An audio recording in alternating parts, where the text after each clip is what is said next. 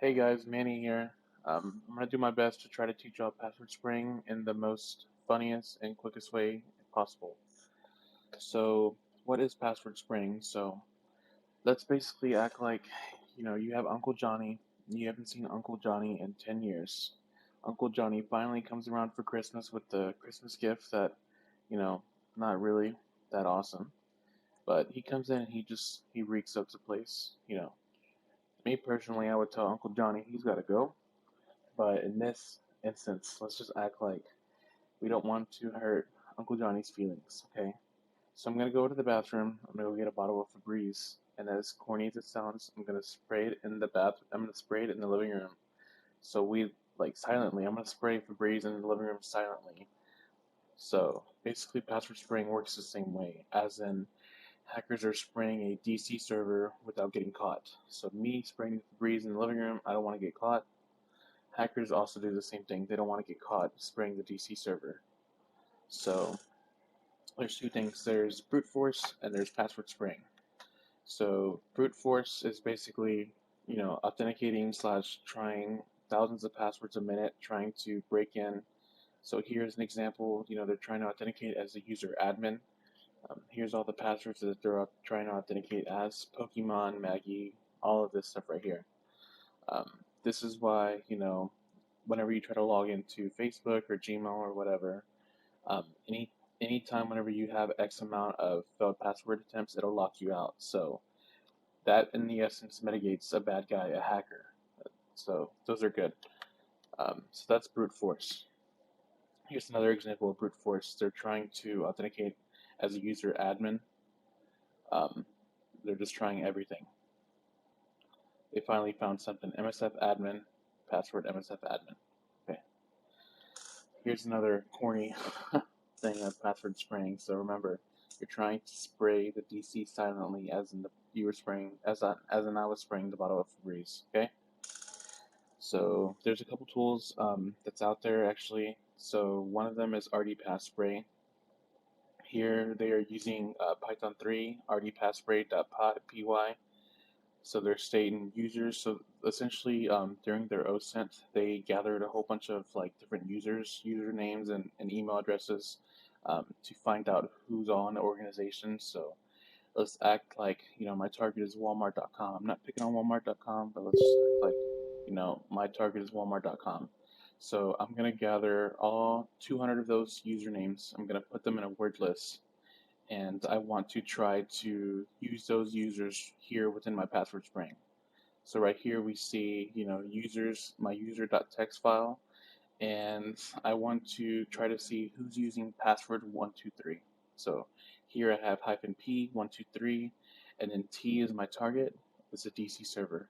So here I'm silently spraying, all within the DC, and I can see these users right here are using password 123.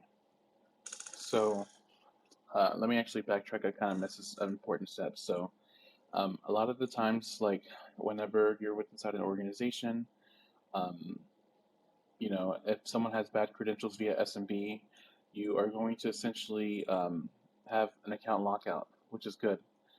So, me as a bad guy, I want to kind of try to figure out what that account lockout is on the DC server. Is it 6 attempts? Is it 7 attempts? Is it 5 attempts? Whatever, however many attempts that is going to raise alarms to the blue team. I want to do this quietly, so I want to backtrack. So let's say if the DC server is going to lock me out after 6 failed password attempts, I want to set my password spraying to 5, as in I want to try 5 different passwords for every user, and if it doesn't work, I'm SOL. It's okay, because I don't want to let the blue team people know that I'm there, the good guys.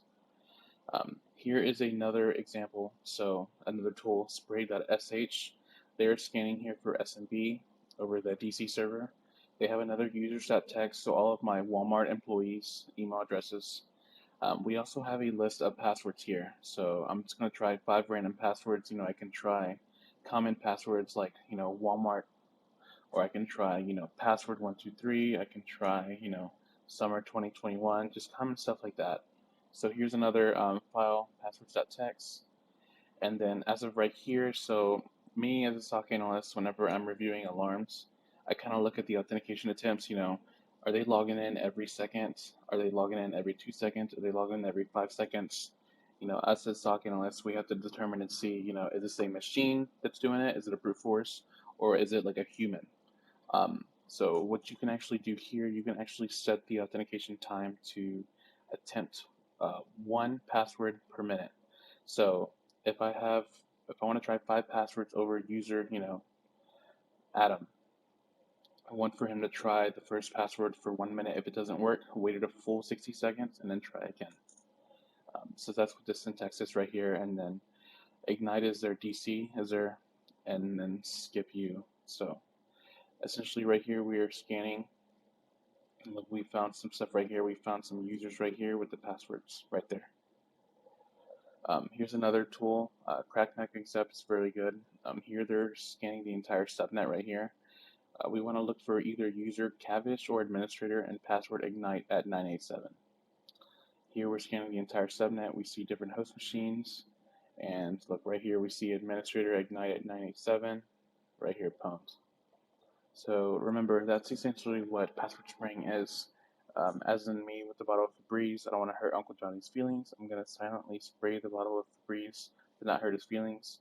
Hackers are doing the same thing. They're silently spraying the DC server without letting the blue team people know that they're there. Thank you guys.